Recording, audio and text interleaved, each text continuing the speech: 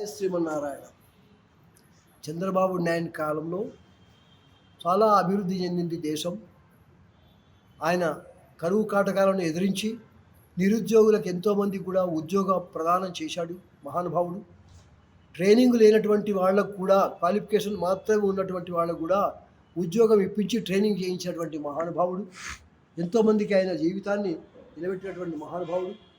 తర్వాత మన భాగ్యనగరాన్ని హైటెక్ సిటీగా రూపొందింపినటువంటి వాడు బీజం మొట్టమొదటి చంద్రబాబు నాయుడే. అలాంటి మహానుభావుడు మళ్ళీ వస్తే మన తెలంగాణ కానీ మన ఆంధ్ర కానీ ఏదైనా కానీ పురోగతి ఉంటుంది. ఆయన యొక్క సలహాలు చాలా మంచివి. ఆయన ఉండబడేటువంటి ఉద్దేశం కూడా చాలా మంచిది. ఆయన ప్రారంభంలో వచ్చినప్పుడు భువనేశ్వరి ఆయన ఎవరో మహానుభావుడు ఉపదేశం చేశాడని చెప్పి 108 మంది దంపతుల యొక్క పూజ చేశాడు. వాళ్ళకు 108 మంది బ్రాహ్మణోత్తములకు పట్టు దోతులు, అమ్మవారికి పట్టు చీర, పసుపు కుంకుమ పెట్టి కాస్త సువర్ణదానం కూడా చేశాడు.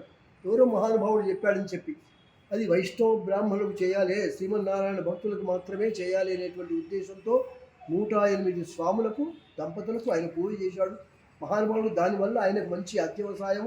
దానివల్ల ఆయన సుమారు 9 సంవత్సరాలు నిరాటంకంగా పరిపాలించాడు. ఎన్ని అడ్డంకులు వచ్చినప్పటికీ ఎదుర్కొన్నాడు. ఏవో చిన్న చిన్న పొరపాట్లు ఉంటాయి, ఒక పని చేసినప్పుడు పొరపాటు జరుగుతాయి. అయినప్పటికీ కూడా ఆయన ఇప్పటి ఉన్న ముఖ్యమంత్రులంతా పొరపాట్లు కాకుండా చాలా చక్కటి బుద్ధితో, మేధాశక్తితో, తర్వాత ఆయన యొక్క పద్ధతి బాగా ఉంది. ఆయనకు ఆ భగవంతుడు మళ్ళీ సర్వశక్తులు ఇచ్చి పూర్వ వైభవాన్ని ఆయనకు సంతరించాలని చెప్పి అఖండ రాజయోగం కూడా కలగాలని చెప్పి ఆ ఎడుగుండల వాడిని వెంకటేశ్వర స్వామిని, ఆ పరమపదంలో ఉండబడే రంగనాథ స్వామిని, మొత్తం శ్రీమన్నారాయణుని అందరినీ కూడా సర్వదేవతలను కూడా మేము ప్రార్థిస్తున్నాము.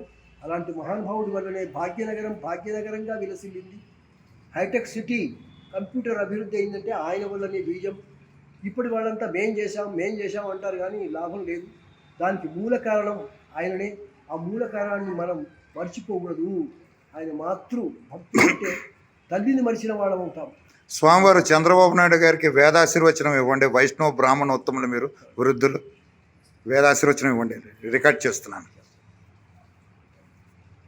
యస్మిన్ విన్యస్య భారం విజయిని జగతాం జంగమస్థావరాణాం లక్ష్మీనారాయణాఖ్యం మిథునమనమత్యద్యుదారాన్ విహారాన్ ఆరోగ్యం భూతిమాయు కృతమిహోగుణాం యదాస్థాపనంబ తత్తస్సద్య సమస్తం దిశసు సపురుషో విజయేచ్చవర్తి.